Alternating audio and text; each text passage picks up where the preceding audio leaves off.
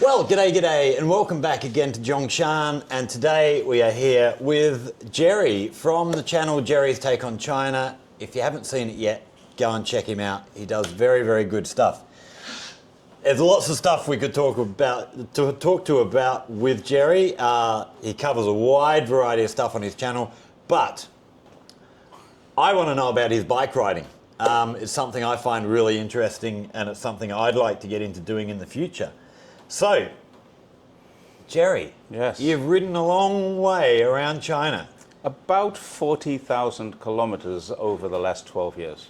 Which is incredible. Yeah. Why? Good question. I wanted to lose weight. You can see that it didn't work too well, but I can't imagine what I would look like if I didn't ride a bike. I'd be the size of a house, I think, because I enjoy my beer, I enjoy wine, I enjoy good food, and there's plenty of good food in China. So I wanted to see a lot of China as well. The main reason really was to see China. And I think seeing it by train, seeing it by plane, you go to a place, you get taken to the tourist spots, and you don't actually see the country. And I wanted to kind of get deeper under the skin of China. Now it's got under my skin. So how many, when we talk about you've ridden around China, how much of China have you seen? There are 22 mainland and 23 provinces, including Taiwan.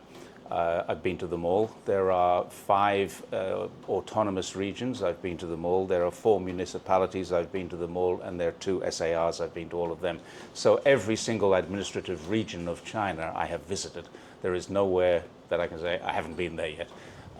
So Qinghai was the last one, and I arrived in Qinghai in June of this year. It's the first time I was there, and I ticked off the last box. So I've seen pretty much everything. My first bike ride took me from the border of Macau all the way across to the border of Kazakhstan. So from there we went through Guangdong, Hunan, Hubei, into Shanxi, across Xi'an, into Gansu, then up to Ningxia and across the north of Gansu and into Xinjiang. That first ride, how did you even come up with the idea of, like, wanting to get fit and stuff and ride a bike is great, which, I ride a bike around Zhaoqing. Okay, yeah. How did you come up with the idea of riding so far? I actually wanted to ride to Tibet. I thought this would be a great challenge. Going from Zhongshan to Tibet would have taken me into the Himalayas, up the mountains. It would have been a pretty difficult ride. And I thought, if I'm going to do something, I might as well really challenge myself properly. And then I found that for legal reasons, foreigners cannot ride through Tibet. We need to have a Tibetan travel permit, and it doesn't allow you to travel there by road. I can go to Tibet quite easily, very, very easy to just get a travel permit, but I have to fly in there, catch a train, and I have to be part of a group. I'm not allowed to independently travel. Okay. Once you're there as part of the group, there is nowhere in Tibet you can't go. So it's not like they're restricting me from certain places. It's literally about health. They didn't want tourists, especially foreign tourists, dying because the altitude is very high, and that can create some. Yeah. Now, a lot of people say, oh yeah, they're trying to keep us, stop us from seeing things. Well, I've been to Tibet, and I've been allowed to freely wander where I wanted. Getting to Tibet is a little more logistically difficult. It's not difficult, but logistically difficult. Yeah. You need to travel in a group, fly there, catch a train, and you need to be in that group. But once you're in Tibet, then your group can go anywhere you want to go. There is no restriction on you once you're there. But the restriction is to make sure, and even now as a 68-year-old, once you pass 60, to get a Tibetan travel permit, the TTP it's called, you need to have a medical check. You need a doctor to sign off to say, yeah, his heart's okay. Now, you still don't know until you've been up that high what your oxygen problems are going to be. What sort of altitude is that? Much of Tibet is above 4,000 meters. And Lhasa is 4,000 meters. And so when you get above 2,500, you start to get some altitude issues. Once you're getting to 3,000 plus, then it's genuinely could be a serious problem. Did you have issues? No, I was very lucky. The first day, and no one knows how they're going to be until they get there. Yeah. And it's not just Tibet, it's anywhere that's that high. If you go to Peru, Chile, you get problems there.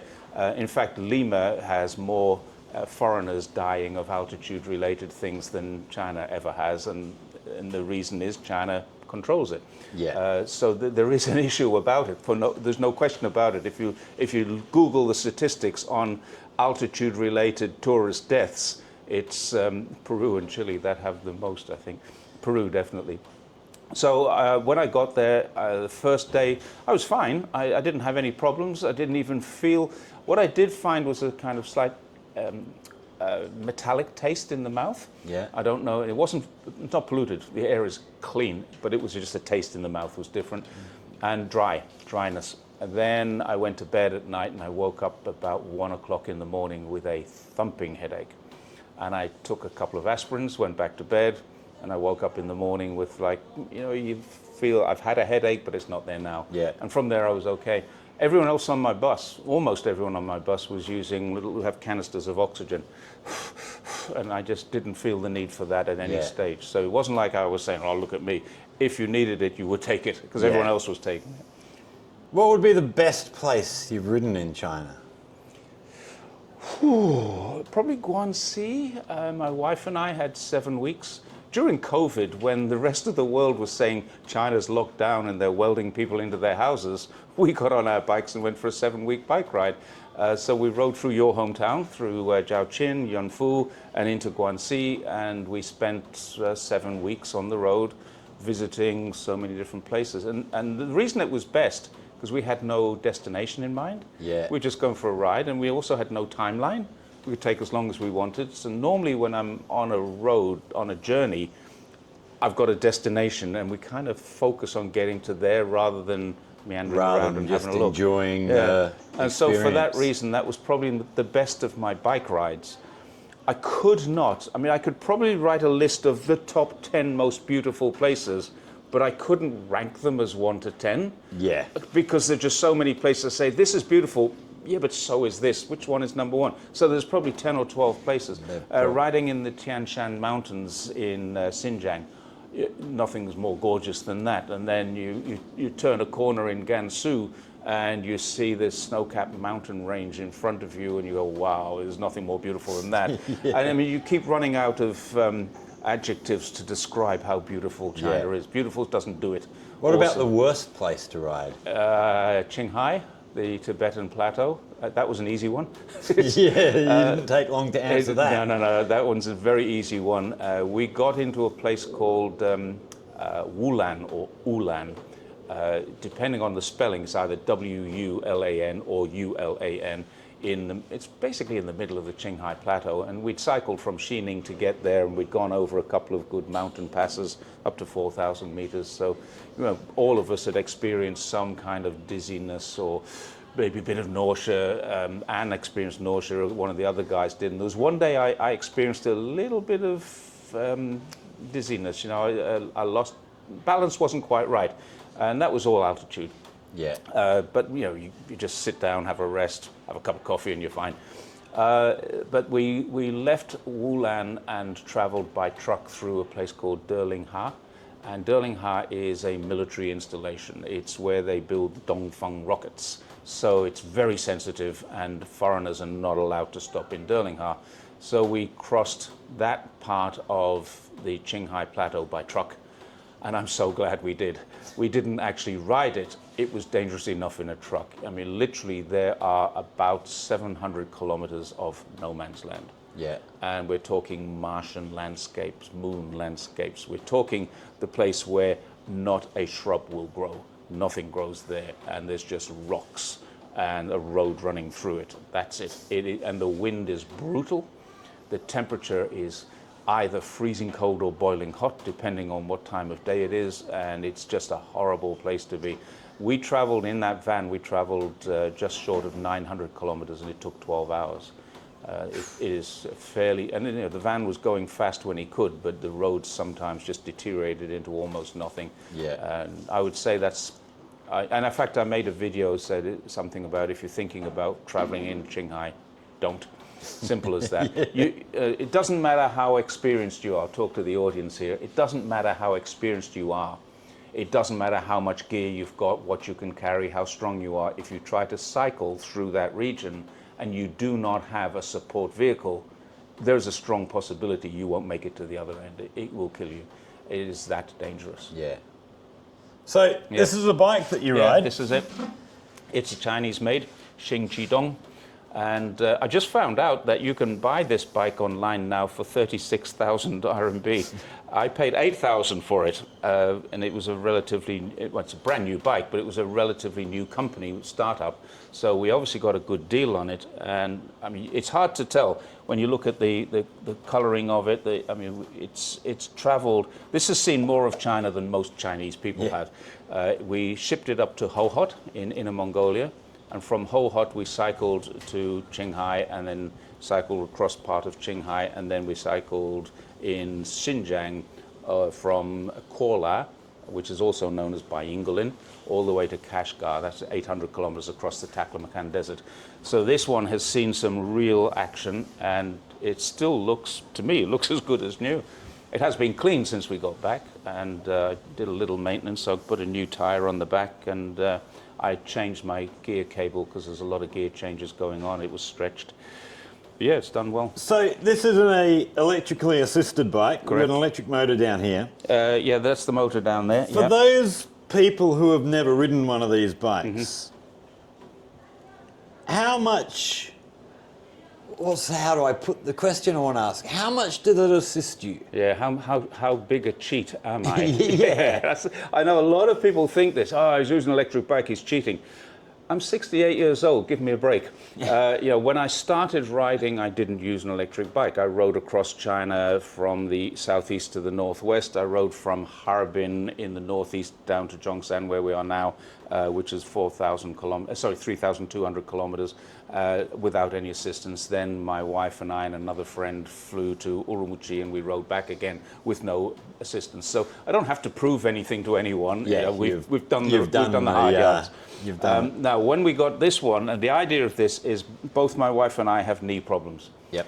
And I think that's an inevitability when you do extremely long bike rides. You're going to get knee problems. We're carrying on the back of here 25 kilos at least.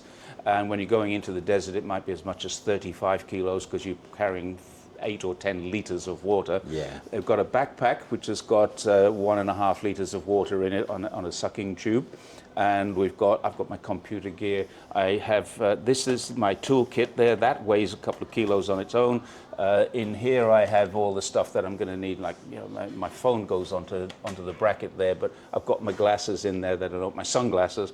When I've got my glasses on, my sunglasses are in there, my gloves go in there. It's just the stuff that I'm going to access regularly.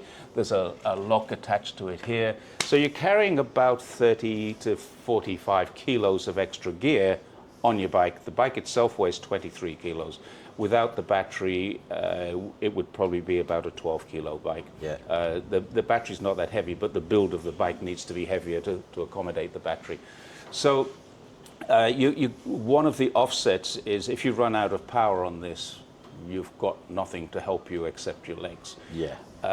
This helps us to pull away from the lights. Now, when you're traveling through the desert, of course, there are no lights. So you get on the bike in the morning, you pull away, you get a little bit of assist to get you up to your cruising speed.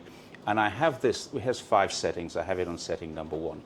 When I have it on setting number 1, it assists me to the tune of about 2 or 3 kilometers an hour.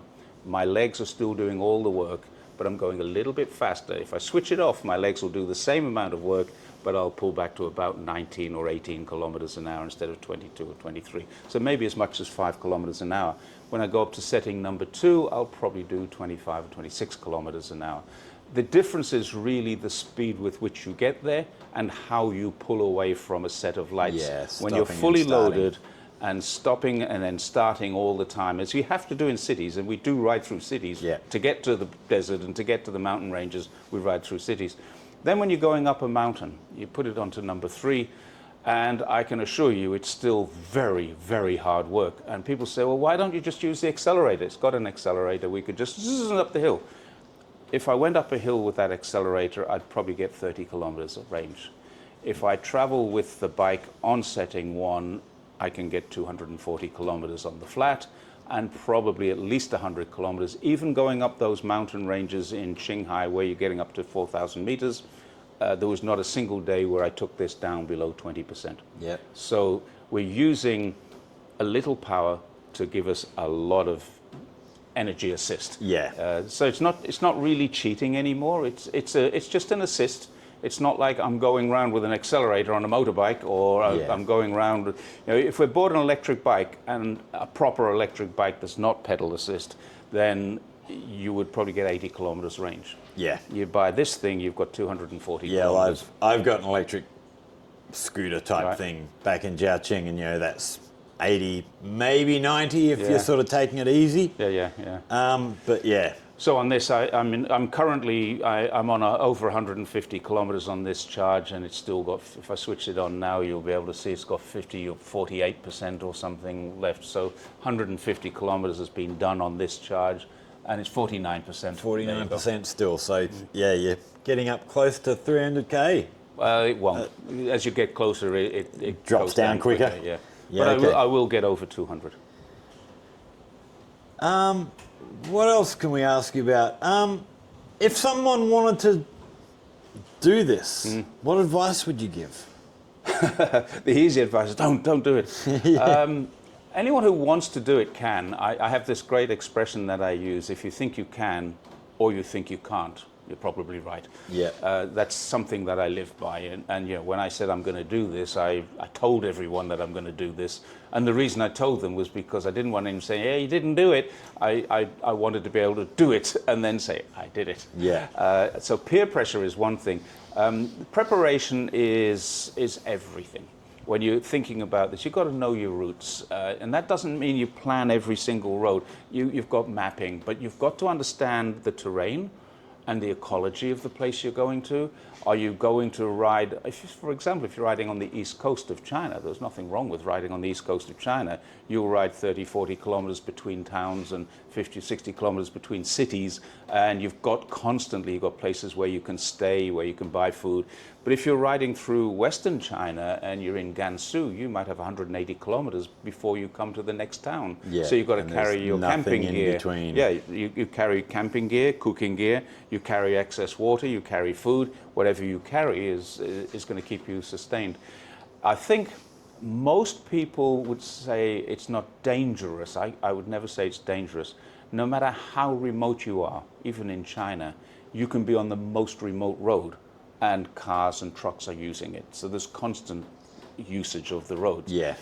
So if something really serious happened and you couldn't ride, so let's say the bike broke in half, the frame snapped, you can't ride it. You just hail someone down and they'll say, "Can I help you? What can I do for you?" Quite often when we've got things like punctures, you turn the bike upside down to the side of the road, you're fixing a puncture, a car will just pull up and say, "You all right? Do you need anything?" Yeah. It happens. In fact, I don't think often. I think it happens every time. Someone will ask you. Around the city, no. But once you're outside of the cities and you're in between towns, I don't think it's ever happened that I didn't. I call it my tire change party. Someone will always come without an invitation. If you have an issue with the bike and you're out, in a small town out in, far west China somewhere. Yeah. How easy is it to get parts repairing if you need? China is great because we have in China you have the express deliveries, parcel deliveries, and they literally go everywhere in China. It doesn't matter how remote you are, you'll find an SF Express office or a what's it called, Dongjiang. There's several of them. Not Dongjiang, that's DJI, Dajang. But anyway, there's SF Express is the big one. Every single town has a depot for the deliveries. And the worst case scenario, you might have to wait a couple of days for something to come. But more often than not, you just head off into the next city if your bike is rideable. So for example, and this did happen to me in Turfan in Xinjiang, I had used all of my inner tubes, my spare inner tubes, and I was running on patches, basically. This is on my first trip. And I went in Turpan. It's a fairly big city, a couple of million people live there, maybe 1 million. And it's got a couple of bike shops. I went to a bike shop and they didn't have my tire size. So how can I get them? Oh, he said, we can get them in from Wulamuchi, which is only a few hundred kilometers away, but it'll take 3 days. So we stayed in Turpan 3 days because I didn't want to hit the road again we'd experienced so many punctures. Every day is 1 or 2 punctures. Yeah. It's better now. The roads are much better now. This is 12 years ago. And so I just waited 3 days, and we got some 4 inner tubes delivered, 2 on my bike, 2 on my friend's bike, and off we went again, and then we were okay. So yeah, it can happen like that. If something serious happens, then you go to the Giant store. I'm not advertising Giant, but we went to the Giant store, and I didn't have a water bottle. Something had happened. I'd lost a water bottle, and I just went to the Giant store and bought a new water bottle. In fact, I got it for free. And he did a bit of maintenance. Can you have a look at my bike? Give it a clean off? Yeah, he did all that.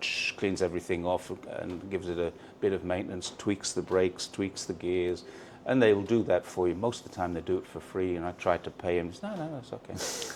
That happens a lot. Yeah, I've experienced that myself from place to place. What about accommodation as you travel around? How hard is it when you get into the remote areas? It used to be harder. It's not so hard now. I carry on my phone a letter which I got DeepSeek to write for me in Chinese, which there is a policy now in China that every business that is registered as a hotel can accept foreigners. But many hotels say, we can't accept foreigners, we're not registered. Yes, you are. And I showed them the letter. Oh, yeah. And on the letter it says you can phone 12345, which is the telephone number for the helpline in any city, anywhere. So you phone 12345 and they say, yeah, you can accept foreigners. All you've got to do is this. And they walk you through the process. So my letter actually walks them through the process, but sometimes they don't believe me. Yeah. And there's been 1 or 2 occasions where I've had kind of a back and forth tussle, and there was one occasion which was quite good where the guy spoke a little English but didn't know I spoke Chinese, and I told him, look, he call the police. He said, well, you call the police. And in English I said to him, look, if I call the police and I tell them that you won't accept me, then you're going to get into trouble. But if you call the police and say, am I allowed to accept him, then you won't get into trouble. You'll be praised for your initiative of checking. And so he called the police, and he's chatting away in Chinese, and then he put the phone down and said, the police said, no, you can't stay here. I said, no, they didn't. The police said, I can. And he said, do you speak Chinese? I said, yes, I do. Said, oh. So I said, now, do you want me to call the police back and tell them you're not going to accept us? No, he said, okay. Actually, he started off saying we're full. And I said, no, you're not full, because your receptionists have already told me that you have 2 rooms available. And so he's, oh, all right. And I said, I want discount now. The room was 140. I said, give it to us for 120 because you lied to me. And he did. He did? Yeah. Well done. And you speak Chinese. Then we started to converse. I mean, my Chinese is functional, but it's a little broken. But we started to converse in Chinese, and you realize I had heard a conversation, and he had lied to me and given it a shot. He just didn't want to do the paperwork.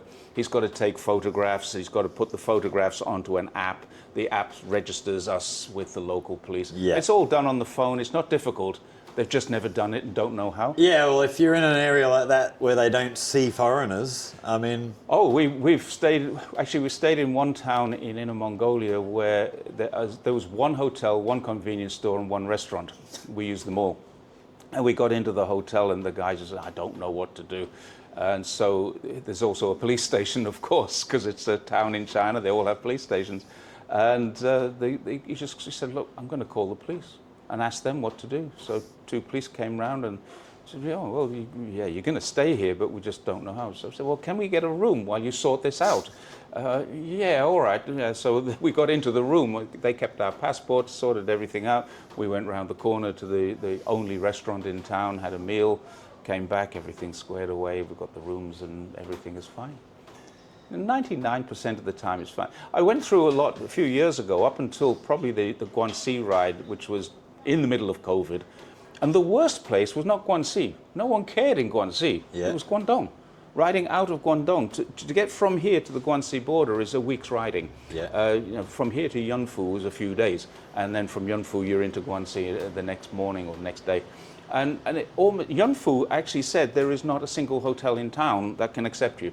And the guy's on the phone to the police, and the police said, no hotel in Yunfu will accept this guy. Anne and I were there, and Anne was speaking Chinese to them. And I happened, by coincidence, to be talking to this friend of mine who works for the Zhongshan Foreign Affairs Bureau, he was asking me for a favor to do some, not translation, but editing. And I said, look, we're in Yunfu at the moment. And I said, I'll have to do this later because I'm having trouble getting a hotel.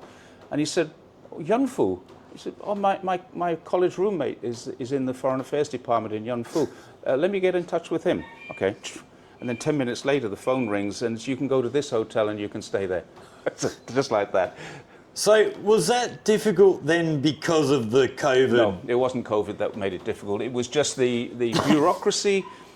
There was a time, and it was about 15 years ago, when hotels had to be specially registered to accept foreigners. Okay. And they had a special foreigner acceptance form on their computers, which directly linked to the immigration department, and foreigners were allowed to stay there. So we go into a hotel and they'd say, we're not authorized to take you, but you can go to that hotel, which is. So that was how it was done. Yeah. Then about 15 or maybe even longer, maybe 18 years ago, that changed.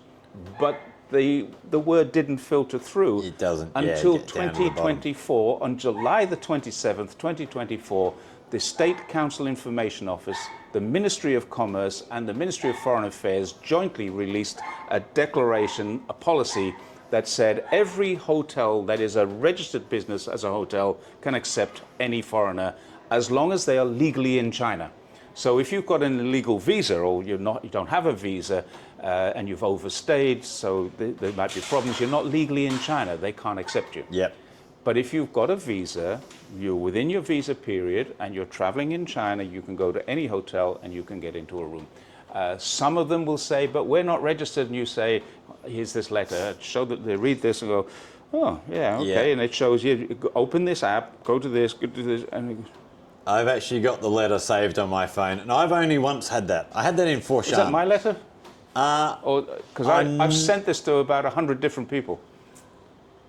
I'm not Anybody sure who wants where the it letter, came get from. in touch with Scott, and then he can get in touch with me, and I will get the letter. He can post it on his on one of his pages. Yeah, for sure.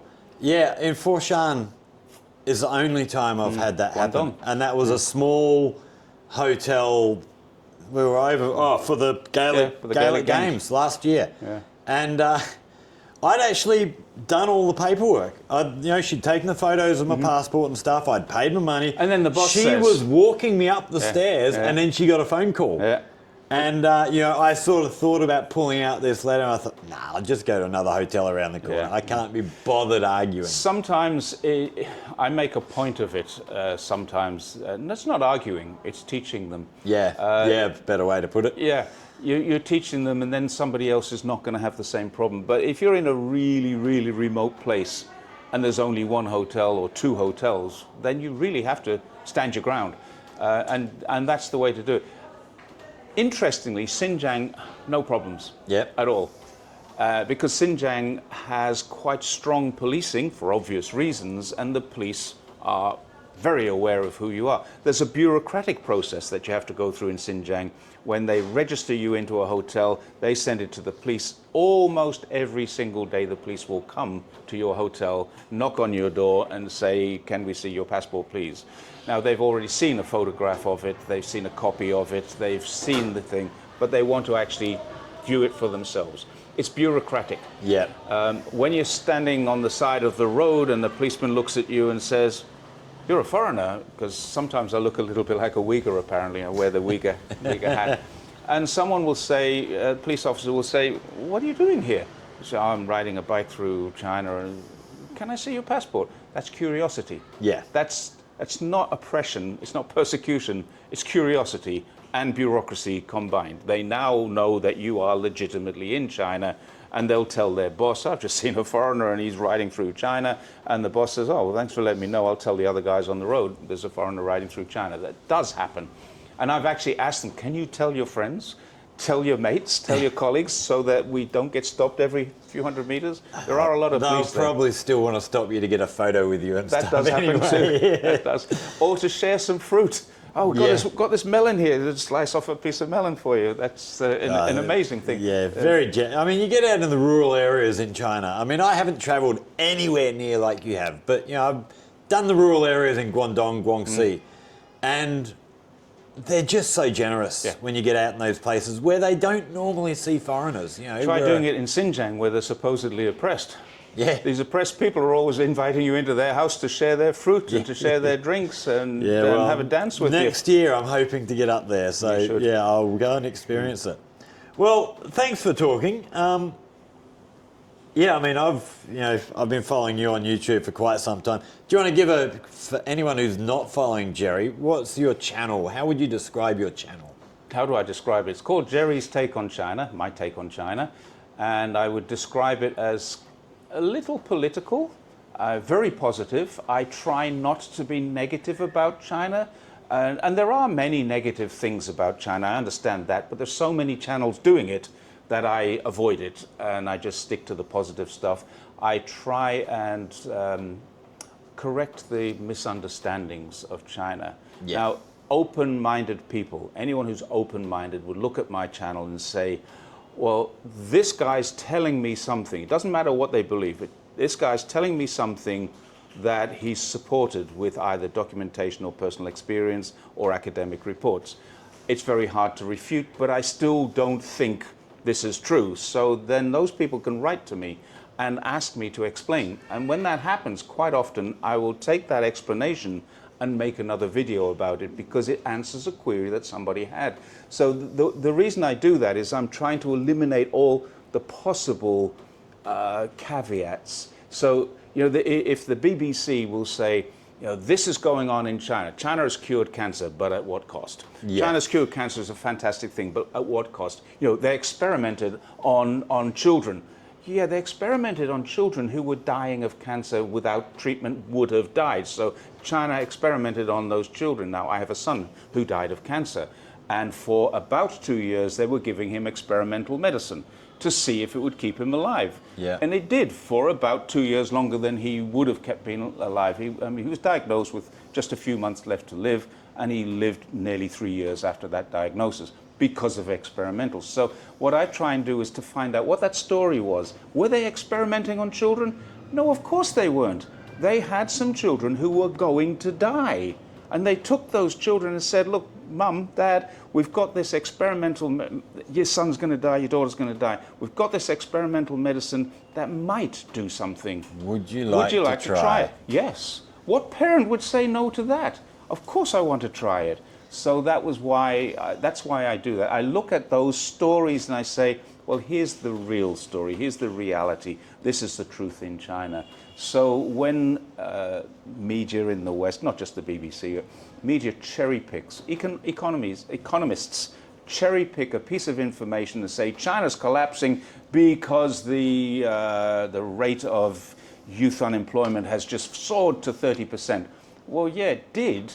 It soared to 30% in June when 30 million people graduated from schools and colleges. Yeah. And then in August, it's down to 17%, which is still high, but it's no higher than America. It's no higher than Australia. It's no higher than Japan. When these kids start graduating, there is a glut of young graduates or graduates on the market. A little bit of thought, and you think, well, we expect that. It's not a surprise. Yeah. It's not a there's problem. even more than that, because China says, well, we know this is a problem. What are we going to do about it? Let's invest 5 billion RMB in road shows and employment fairs and stuff. So the government says that we don't need to make a profit out of this. We'll invest 5 billion RMB or 10 billion RMB or 50 billion RMB, whatever it happens to be, in this thing that we don't need to make a profit for, so that it helps. And kids are going, I've been to these things, kids are going in their thousands to job fairs, which the government are supporting. Now, it doesn't mean everyone's going to get a job. It doesn't mean the thing is perfect. But it means that China is actually trying, and that's what I try and put over. Not necessarily that China's got it right yet, but that China is actually the country that's trying. And if you take a look at what's happened in China, you'd know this in the 10 years you've been here, every single year China is a little better. It's improving. Without a doubt. Every time I go back to England or Australia, I see every single year it's declining.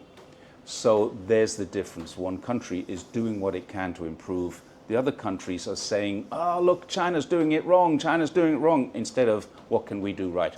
Yeah. I'd like to see a lot of places look at China and instead of just criticising, look, what can we learn? Well, the actual Because I fact think- is 85% of the world is looking at China and saying, how can we learn Yeah, from them? yeah. 15% of the world speaks English and watches the BBC and CNN and Fox News. That's it. That's the rest. Yeah. So anyway, that's Jerry's channel.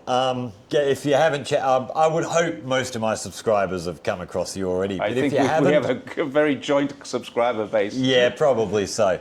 So yeah, thanks for sitting down and having a chat with us and introducing No problem. introducing us to your adventures And my backyard. and the backyard Yeah. here. It's a beautiful little spot. Yeah, breezy. We might have a bit of rain coming in soon. Lovely. We're undercover. Yeah. So yeah, thanks for watching, everybody. If you've enjoyed, like, share, subscribe. Questions or comments down there in the comment section. Facebook, A Scot in China. Come and join the group. And as always, if there's anything you would like to know about life here in China, in Guangdong, here in Zhongshan, I'll get in contact with Jerry and ask him. Or back home in Jiaoqing. Down there in the comment section, hit us down. If we can help you learn something that you want to learn, yeah, let us know. If you come up with a good idea for a video, I will look at going and making a video just for you.